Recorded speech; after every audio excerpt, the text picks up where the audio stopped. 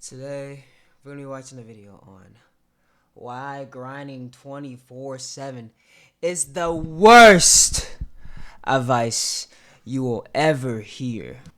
I never tried this ideology. I never will try this ideology because I understand that you have to have a little bit of balance in life in order to do things, because you'll be miserable trying to grind 24/7 all day, every day. You got to have a little bit of a break. And I've tried grinding a long period, and it didn't work out for me. So we're going to see why this is the worst advice you'll ever hear. Let's see it. 6 a.m. Hold up. I've got to fucking show y'all the actual video. Alright. Now you can see my actual screen because I'm just bad at tech. Yeah. Let's go. And I'll wake up 1 minute before that at 5:59, minus 1 minute sleep. That's what I. You've made no progress. None. Fuck in. Get back to fucking work. Stop. The fucking sound like. I don't know who needs to hear this, Grind. but this mindset will not make you successful. Over the past 3 years, I've started multiple businesses and all of them failed. Want to know why? Because I thought I had to be angry and grinding all the time. Work 16 hours a day, your competition's getting ahead, stop being a little bitch. These angry thoughts filled my mind all day long. I remember being out at dinners with my family, but I was never really there. The only thing on my mind was the business that I was working on at the time and nothing else. While a certain level of obsession is needed for success, you need to stop hating yourself for not working 24/7. This angry, hustle mindset will only set you back, and I'm gonna convince you to stop thinking this way. I want you to think of someone who's achieved your goals or dream level. I mean, to be real with you, you gotta grind, but like I said, how I feel, you just gotta balance life.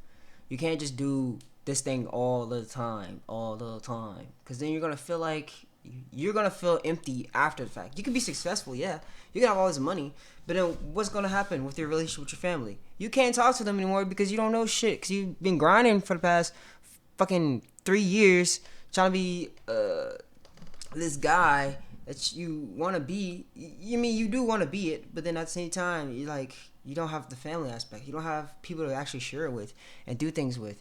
So now you just a fucking guy with all this goddamn money with nothing to do. Of success. Let's say your dream is to be Come a on. podcaster and your goal is to be on the same level as Joe Rogan. Look at Joe Rogan. Does he look like he's angry, hustling 24/7, just thinking how to grow the podcast? No, not at all. In fact, he's incredibly chill and relaxed every time we see him. Of course, to have the biggest podcast in the world, you have to work very hard, but it looks like he's just having fun. He's so successful, and he makes it look so effortless. Why is this? Well, there are two types of goals that people have. I call them front-facing goals and back-facing goals. Think of front-facing goals as things you do in the public eye. These are things like public speaking, content creation, talking with clients. What are we doing right even now? Finding a partner. Content Joe Rogan's creation. podcast is a great example of a front-facing goal. Back-facing goals are things you're able to do on your own without much interaction with others. These are things like coding, investing, writing, or working out. You don't really have to talk to people or deal with others at all. It's mostly solo. Now, let's look at these two types of goals and see what the outcome is when you approach it with an angry, work 24/7 type of mindset. For the front-facing goal, let's say you want to be a YouTuber. You go, watch a David Goggins hype video, get all motivated, then script, film, and edit for 15 hours a day. Also, I don't like motivational videos. I think it's better to just be consistent.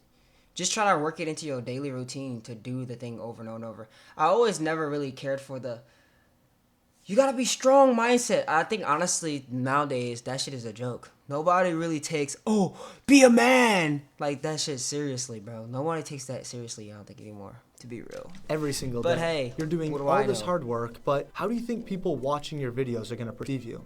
You're putting in the reps on your end, but the product, a sleep-deprived, on-edge, negative energy person talking on camera. No one wants to watch that. Now imagine if you got 8 hours of sleep, spent the morning playing basketball with friends, then sat down to film your video. By default, you're going to be more positive, have more energy, and as a result, see more channel growth. Just answer the question, who the fuck wants to do business with someone who's subtly angry all the time? No one.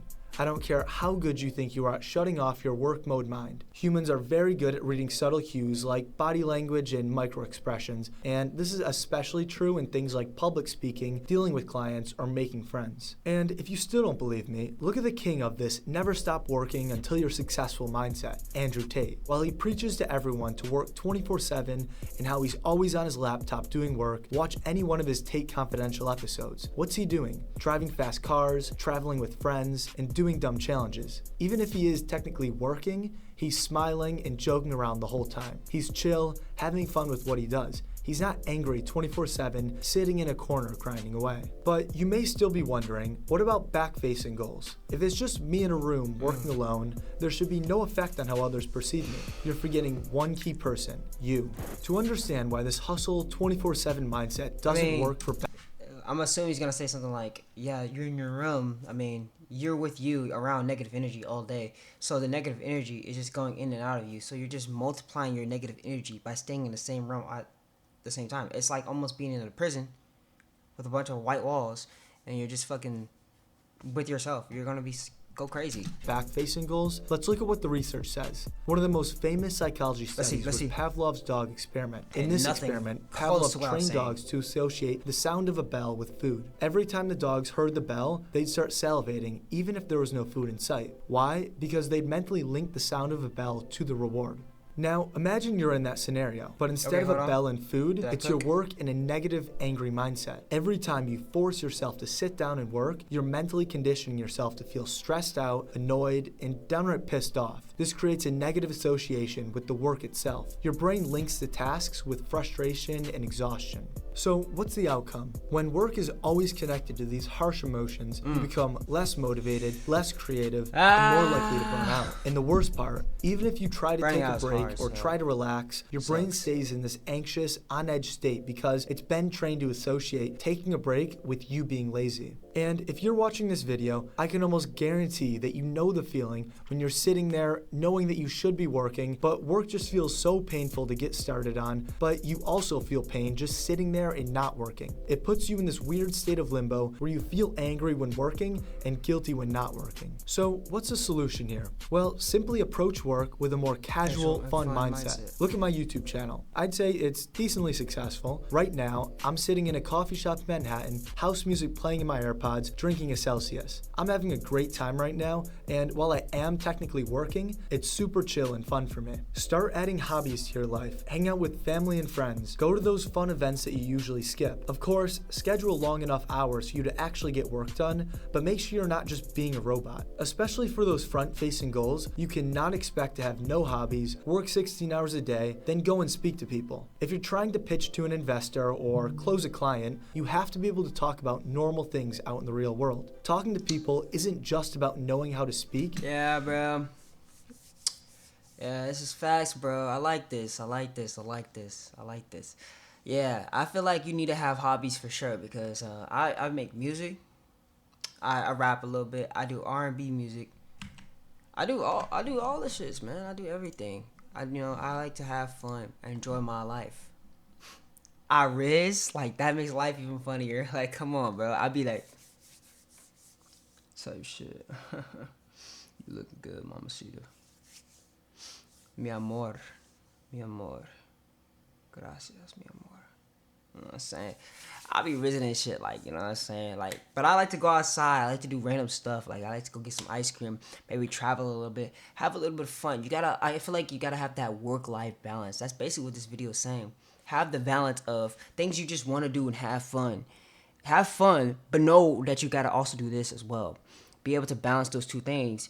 And with balancing those two things, don't let one corrupt the other. Don't have so much fun to where you're never doing work, or don't go work so much to where you're never having fun. Have a mix of both. That's basically what this video is saying. You have to be working all day, every day. You really don't. Usually what I do is I go to work. Work for me is not that bad because my job is not very labor. Like, it's a labor job, but it's not very much like, I don't have time to talk to people. My job is customer service, so I have to literally be out there talking to people all day. So it's kind of easy for me to enjoy my job because I already like talking to people. I already like helping people out. So it's a job I don't have to take too serious.